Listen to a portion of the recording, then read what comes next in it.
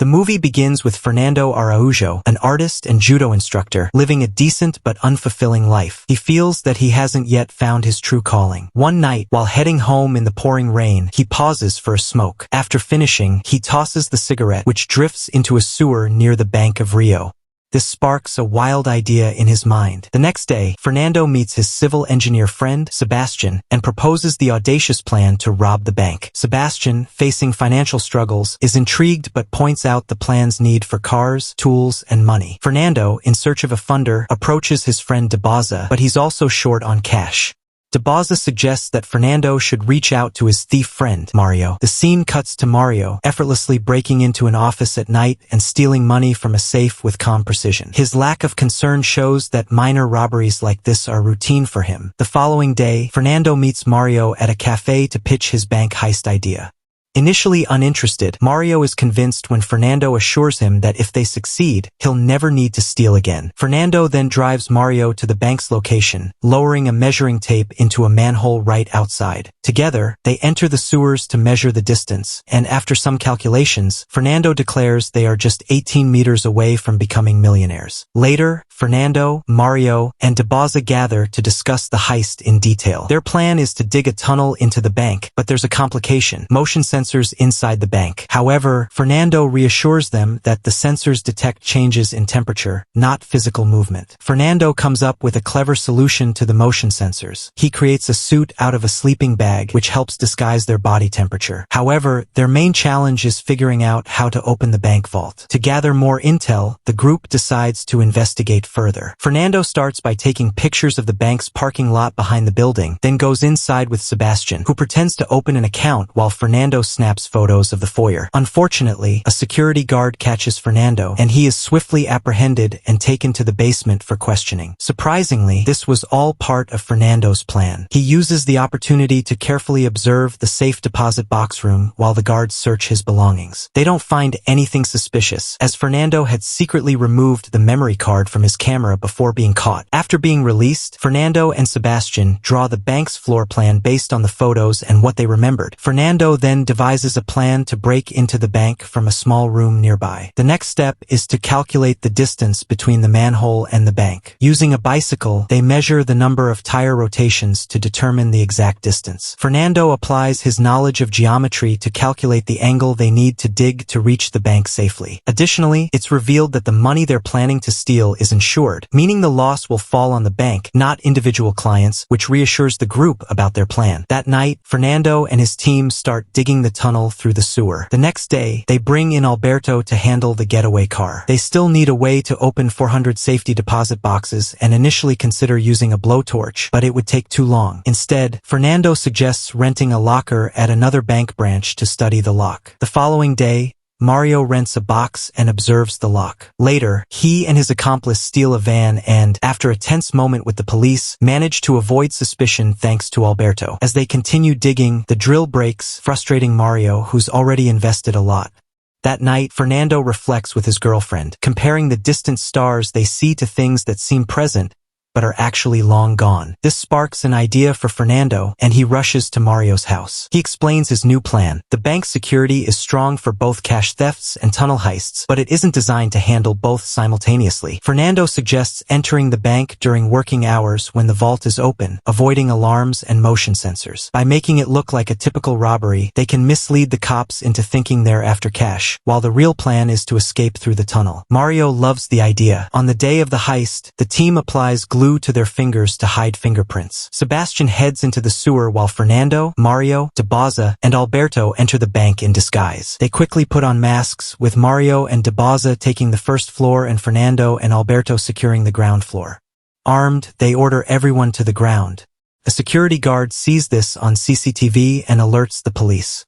Meanwhile, Fernando listens to the police communication through a walkie-talkie as Mario demands the cashier load money into bags and Alberto locks the parking gate. As the police arrive outside, Fernando grabs a civilian, threatening to shoot if they attempt to enter. He returns inside and informs the team that the first phase is done. Mario then holds a woman hostage, ordering the CCTV guard to surrender. The guard complies and Mario seizes his gun and phone before letting him go. The group disables all the bank's cameras and Fernando moves a cabinet in a small room. From the other side, Sebastian breaks through the wall, entering via the tunnel. Together, they retrieve equipment and head to the vault, where they begin assembling a machine. A flashback shows Sebastian building a powerful cannon-like device that can break the vault lock in just 7 seconds.